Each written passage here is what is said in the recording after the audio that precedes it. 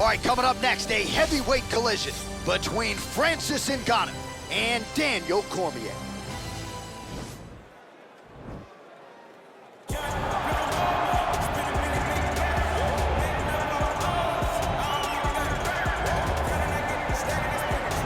Well, the beard has given way to the goatee, which means it must be fight night for the former two-division UFC champion Daniel Cormier. How about that skin fade tonight? Looking good, champ. The barber always does a great job of getting DC fight ready. It's part of the fight day preparation. You look good, you feel good, so I get a haircut on fight day. When I get into the octagon, I want to give the fans a show. From the wrestling to the striking, there is no area of mixed martial arts where I feel like I am outmatched, and it shows with the fact that I have won 2 UFC championships and have my 10 gold belts at my house in Gilroy. The head coach of the Gilroy High School wrestling team. Shout out to Rosendo Sanchez, boxing too as well. DC's jab has really become an educated one in the latter part of his career here. And in terms of the MMA application of wrestling, there's nobody who does it better. Once again, a big spot for DC here tonight. All right, here's the heavyweight contender, Francis Ngannou. DC, prevailing wisdom is that eventually he's going to find his way back into a UFC title fight. Had the first fight against Stipe that didn't go his way. This is as big a power threat as this division really has ever seen. You don't lose. You get an opportunity to learn. Right. And Francis Ngannou learned from the fight with Stipe Miocic at UFC 220. And it was evident when he made his way back to the octagon. Curtis Blades was a guy that could employ the same type of strategy as Stipe Miocic did, but Francis disposed of him in the first round. Cain Velasquez was another guy that could employ that strategy. Francis disposed of him in 28 seconds. He's only getting better because he has not been fighting for very long.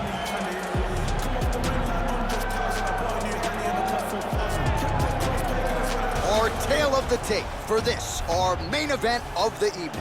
Cormier is 8 years his senior. Ngannou is 5 inches taller. He will have an 11-inch reach advantage. Now for the official introductions, here is Bruce Buffer.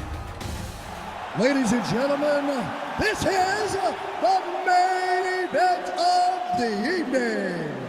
And when the action begins, our referee in charge of the octagon is Herb Dean. And now, this is the moment UFC fans around the world have been waiting for. Live from the MGM Grand Garden Arena in Las Vegas, it's time! 5 rounds in the UFC heavyweight division. Introducing first, fighting out of the blue corner.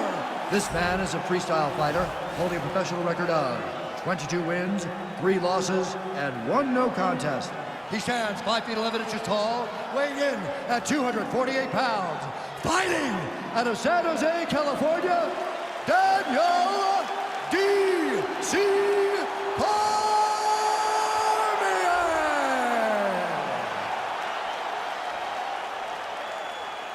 And now introducing his opponent, fighting out of the red corner. This man is a boxer, holding a professional record of 17 wins, 3 losses.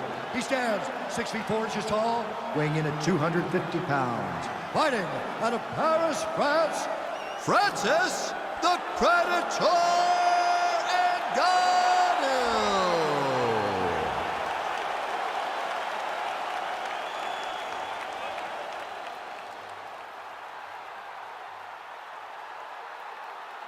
You've been given your instructions in the dressing room. Protect yourself at all times. Follow my instructions. We will have a clean fight. Touch gloves, let's make it official. They touch him up and we are underway.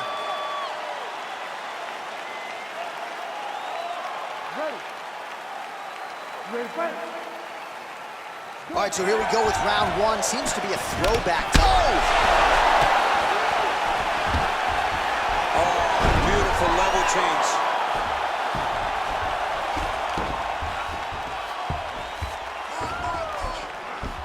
Well, hard to win fights in mixed martial arts from the bottom, but nice work here in that position by the Predator, Francis Ngannou.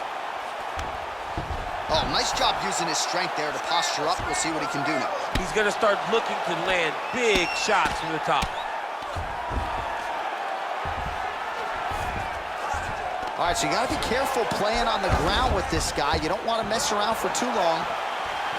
Oh, really exploiting his reach advantage as he landed the jab there, DC.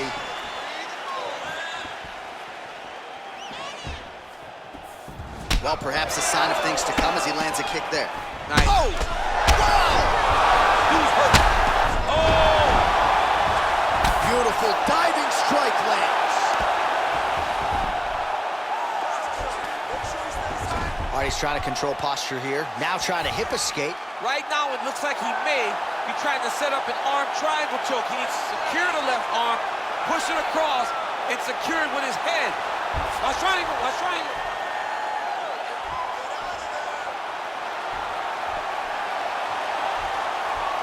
There he is. He's moving to the finishing position. Now watch. Nicely done. Strong bottom work here, staying busy.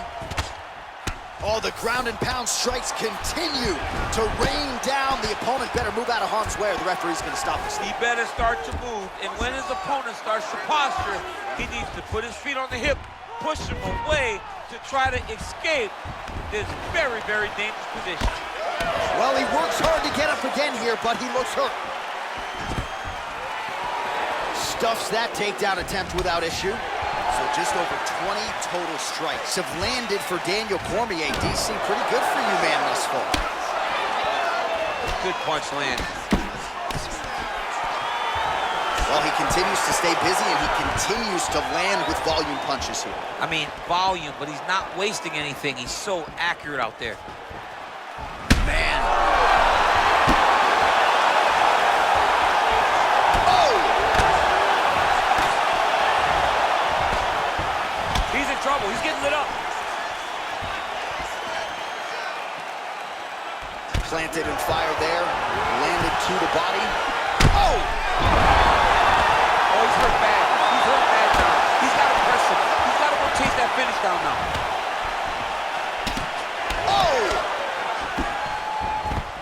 Now he's masterful from here. Oh, he went to a single, switched to a high crotch. All right, good movement by him here on the ground. He really is a master of these. Oh, he's going for his arm now.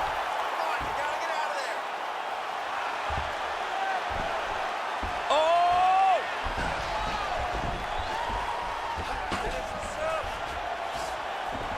Oh, we're getting a finish here.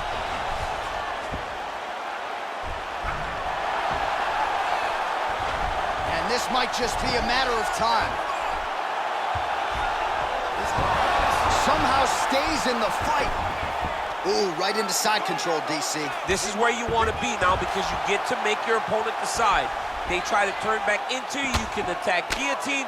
If they turn away to try to get to your knees, you throw your hooks in and you got all your rear choke submissions. All right, so pretty good damage here with the ground and pound. Nothing superficial about these strikes. They are intending to harm. Oh, yeah, he's landing very accurately, and he's landing to get damage off. Cormier's lower jaw does not look good. I don't think it's broken, but starting to show some obvious signs of swelling. While working pretty effectively from the top here. Nice ground and pound by Francis Ngannou. He's putting him in exactly the positions he needs to be in right now. He's able to relax here. And he understands, being a veteran of so many fights, that as long as he's on top, he's winning. He feels like he's winning here. Now the guy's got armbar. He's attacking it on it. And attacking armbar. You got to recognize that when a guy starts to put his feet on your hips, you got to move him off, and you got to cover. You can't be off to an angle. Now he falls back into the finishing position.